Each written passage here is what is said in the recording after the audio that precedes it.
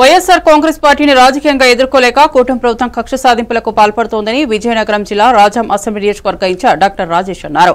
అందులో భాగంగానే అక్రమంగా మిథున్ రెడ్డిని అరెస్ట్ చేశారని తెలిపారు. జగన్ ని ఆయన అనుచరులను లక్ష్యంగా చేసుకుని తప్పుడు కేసులో పెడుతున్నారని ఆయన అన్నారు. వేధింపులు ఇంకా కొనసాగితే ఏమాత్రం సహించబోమని, ప్రభుత్వ తీరును ఖచ్చితంగా ప్రజల్లో ఎండగడతామని తెలిపారు.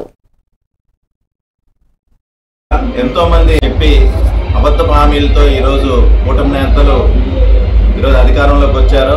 అధికారంలోకి వచ్చిన దగ్గర నుండి హామీలను పక్కన పెట్టి డైవర్షన్ పాలిటిక్స్కు దారితీశారు. వీటి ద్వారా ఎంతో మంది వైఎస్ఆర్ సానుభూతి పరులు నాయకులు అలానే సివిల్ ఏజెంట్స్ మీద కూడాను కేసులు పెట్టిన సందర్భాలన్నీ మనం చూస్తున్నాం.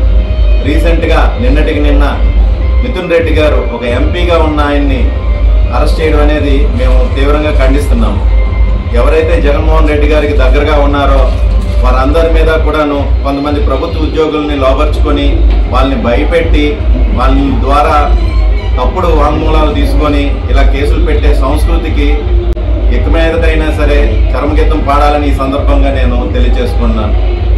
అలానే జగన్మోహన్ రెడ్డి గారు పార్టీ పెట్టినప్పుడు ఒక్కరుగా అలనాడు రాష్ట్ర మరియు కేంద్ర ప్రభుత్వాలను ఎదిరించి ఒక్కడిగా వచ్చి పార్టీ నెలకొల్పి ఈరోజు ఇన్ని కోట్ల మందికి ఒక హీరోగా ఉన్నారనే సంగతి కూడా గుర్తు చేసుకోవాల్సిందిగా ఈ సందర్భంగా తెలియజేసుకుంటూ, రానున్న రోజుల్లో ఇలాంటి నీచ సంస్కృతులు మీరు ఒడిగడితే పరిణామాలు చాలా తీవ్రంగా ఉంటాయని నేను